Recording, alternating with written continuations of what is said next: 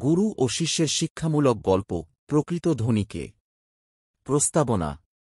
একদিন এক শিষ্য তার গুরুজির কাছে এসে বলল, শিষ্য, গুরুজি, ধনীরাই কি সত্যিকারের সুখী মানুষ?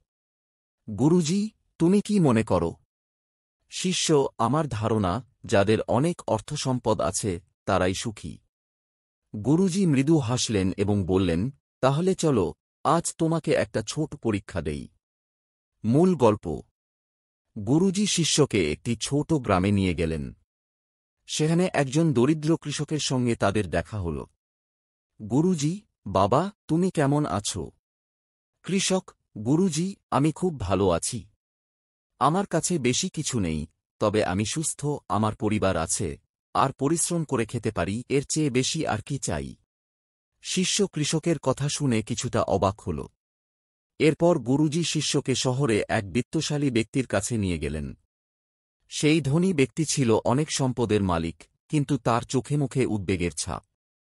গুরুজি, আপনি কেমন আছেন? ধনী ব্যক্তি, গুরুজি, আমি ভালো নেই। আমার ব্যবসায় অনেক প্রতিযোগিতা, সব সময় ভয়ে থাকি যদি সম্পদ হারিয়ে ফেলি। রাতে ঘুমও ঠিকমতো হয় না। শিষ্য এবার আরও অবাক হল।